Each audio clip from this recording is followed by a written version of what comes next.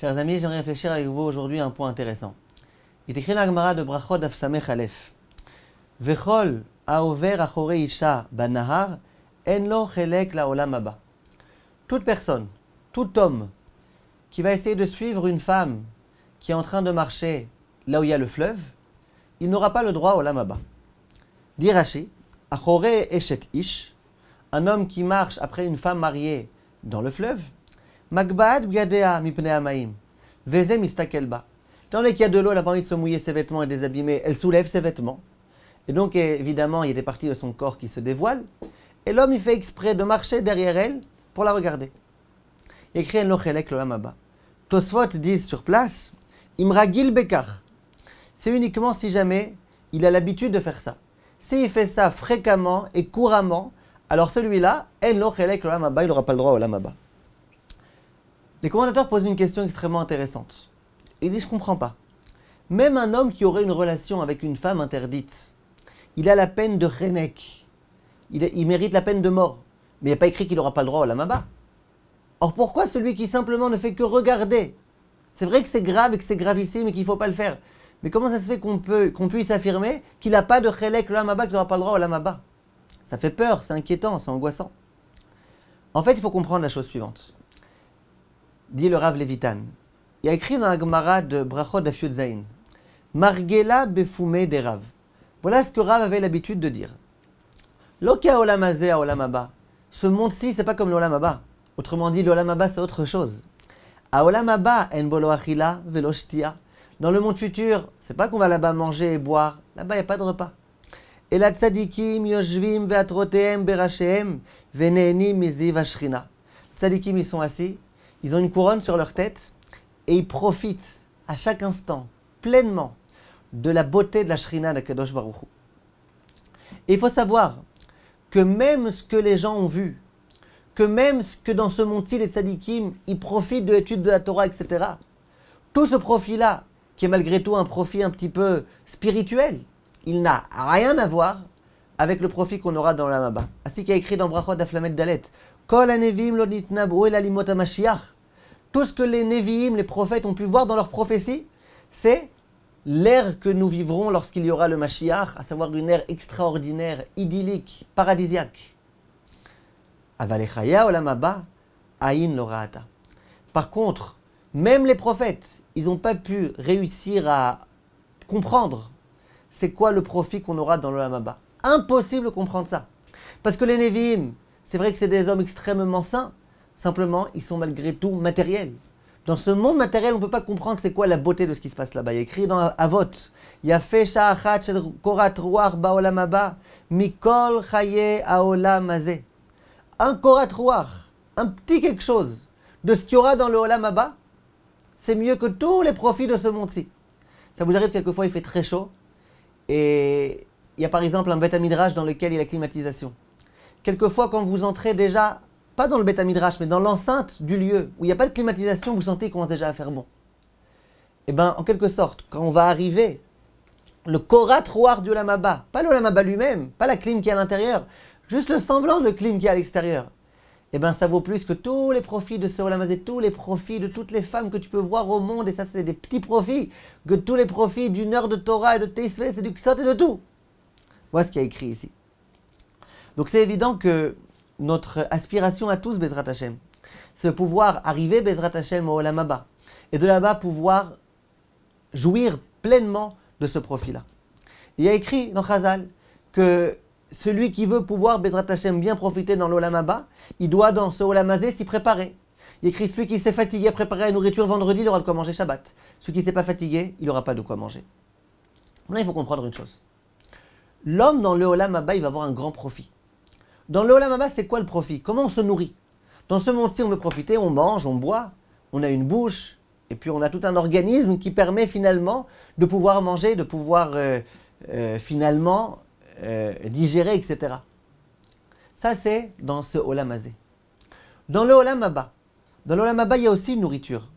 Ainsi qu'il y a écrit dans le Yalkut Shimoni Teilim, Tavshin Memchet, que dans le olam haba, Tzadikim yoshvim vatrotehem beroshehem venizonin miziv hashrina. On se nourrit du ziv hashrina. C'est-à-dire que le Ziv Ashrina, c'est en quelque sorte une nourriture. Question, comment est-ce qu'on se nourrit du Ziv Ashrina? Comment ça marche? Grâce à quoi on se nourrit du Ziv Ashrina? Dit Chazal de façon explicite que comment on se nourrit? On se nourrit avec les yeux. Les yeux qui sont spirituels, c'est par les yeux que va rentrer la nourriture spirituelle qui doit venir dans le Olam Haba. Et d'ailleurs, il y a des psukim qui le prouvent explicitement. Et il y a écrit dans Chazal que de la même façon que l'homme, il a des membres, de la même façon, un Neshama, il a des membres. Et ces membres, il va falloir les nourrir dans l'Olam Haba. Et la nourriture, elle va passer par les yeux. Maintenant, on peut essayer de comprendre quelque chose d'important et d'intéressant, nous dit ce Rav. Il dit comme ça. C'est un élève du Chafetz Chaim, un Rav gigantesque, ce Rav Levitan. Il dit comme ça. Il dit, imaginez que quelqu'un, sa bouche, elle ne fonctionne plus. Imaginez que tout le système de nourriture, il ne fonctionne plus. Il ne peut plus réussir à manger.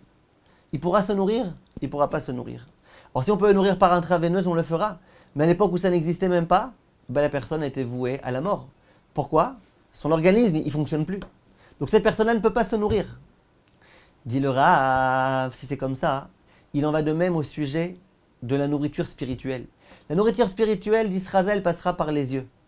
Si quelqu'un a ses yeux complètement abîmés, complètement détériorés, si le système, qui est le système de la nourriture passant par les yeux, ne fonctionne plus, eh bien qu'est-ce qu'elle fera, personne dans l'Olam Haba? Dans ce Olam Haba où il y a un profit tellement gigantesque qui nous attend, comment on pourra en profiter? La nourriture, elle ne peut pas passer. La nourriture, elle ne peut pas passer, donc la Neshama, elle meurt là-bas.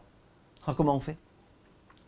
C'est la raison pour laquelle dit le Rav, lorsqu'on nous dit qu'une personne qui fait exprès de marcher derrière une femme, qui s'abîme ses yeux ce faisant, qui s'abîme tout le système de la vue, tout le système spirituel qui s'appelle la vue, eh bien qu'est-ce qu'il fait? Il s'abîme ses yeux. Et donc il abîme la possibilité de pouvoir jouir du Olam Haba. Quand on dit qu'il n'aura pas le droit au Olam Haba, ce n'est pas une punition, c'est une réalité. Ce n'est pas une punition puisque tu n'as pas fait attention à tes yeux, tu n'auras pas. C'est, tu n'as pas Dieu, comment tu veux que je te nourrisse? Comment tu veux profiter? Là-bas on profite avec les yeux. Comment tu veux profiter? Et c'est la raison pour laquelle ce n'est pas une punition. Ce n'est pas que le Beth Din il va lui dire que tu n'auras pas le droit au Olam Haba. C'est que si tu veux, va au Olam Haba, tu verras. Là-bas, tu verras qu'en fait, tu ne pourras pas voir. Là-bas, tu verras que tes yeux ils sont abîmés. Combien tu peux réussir à rentrer de cette nourriture-là? Et c'est la raison pour laquelle c'est complètement ridicule et complètement dommage d'abîmer ses yeux complètement et de passer à côté de la finalité. Rabotaï, quelquefois, ça vaut le coup qu'on s'interroge. Quelquefois, si on vit tout le temps avec ça, il y a des gens visiblement que ça va rendre fou. Mais au moins quelquefois qu'on s'interroge. Pourquoi on est là? Pourquoi on est venu sur Terre? Pour amonceler de l'argent? Vous comprenez bien que non. On n'est pas des non-juifs. On a quelque chose à faire, nous, dans notre vie. On n'est pas là que pour l'argent et la nourriture et pour pouvoir être enterré à 120 ans. On n'est pas là pour ça. Nous, on est là pour quoi? On est là pour servir à Kadosh Baruch Hu. Et la finalité, c'est pas dans ce monde-ci, c'est dans le Olam Haba. Et on y croit au Olam Haba. Et donc on espère, Bezrat Hashem, on se prépare ici. Ici c'est un lieu de préparation. Ici c'est un lieu dans lequel on prépare la nourriture le vendredi, lorsqu'on va manger Shabbat. Ici c'est un lieu de préparation. Donc ici on se prépare. On se prépare à quoi? Au Olam Haba. La finalité, l'essentiel. Pourquoi dans ce monde-ci on se fatigue et on s'investit et on jouit et on galère parfois? Tout ça pourquoi? Pour arriver finalement dans l'Olam Haba. Donc c'est ça la finalité, c'est ça le plus important. C'est là qu'on recevra le véritable salaire. C'est là qu'on vivra pleinement, c'est là qu'on aura une vie vraiment sereine. Si, pour des petits plaisirs éphémères de ce monde-ci, on gâche tout ça, c'est complètement perdu. Et c'est complètement dommage. Il y a écrit dans le Midrash Rabbah, Vaikra Rabbah, Perek Kav Gimel, Kol mi sheroet varerva, toute personne qui se trouve à un endroit où il peut voir une nudité, Venozan enav mimena, et il fait en sorte de ne pas la regarder, Zoché leagbil pene hashechina, il aura le mérite de voir la beauté de la Shrina, de la providence divine. Maïtahama, pourquoi demande le Midrash? Veotsem, enav mereot bera, écrit dans Yeshaya, celui qui ferme ses yeux de voir les choses mauvaises. Maktiv batre, qu'est-ce qu'il y a écrit juste après? Melech beyofyo techezena enecha, il aura la possibilité avec ses yeux de voir le beau roi. C'est par les yeux qu'on voit le beau roi, qu'on voit la splendeur d'Akadosh Baruch Hu. Donc on a besoin de ses yeux. Celui qui a fait en sorte de ne pas abîmer ses yeux en regardant les femmes, lui, ses yeux, ils pourront regarder la Shrina. Celui qui ne fait pas attention à ça, il ne fait pas. On est dans ce monde-ci, on dit c'est pas grave, l'essentiel c'est de kiffer dans ce monde-ci. Mais c'est pas vrai, c'est pas ça la finalité, c'est pas pour ça qu'on a été créé. Et c'est la raison pour laquelle il est écrit dans le pasuk dans Kohelet. Et chacham enav berosho. L'intelligent, lui, fait attention à ses yeux. Lui, sa première roche, ça veut dire la première préoccupation. La première préoccupation du chacham, c'est ses yeux. Par contre, ve'aksil, écrit dans la suite du pasuk, oler bachosher. Le ksil, ça veut dire celui qui est idiot. Lui, il va dans l'obscurité. Pourquoi il va dans l'obscurité? Parce que comme il s'est abîmé ses yeux, mais ses yeux ne peuvent plus voir. Dans le monde qui sera tellement rayonnant et resplendissant, le monde du Olam Haba, où il y aura tellement de grands projecteurs, tellement de nourriture spirituelle, lui, il sera dans l'obscurité. Rabotai, renforçons-nous, Bezrat Hashem, faisons extrêmement attention à nos yeux.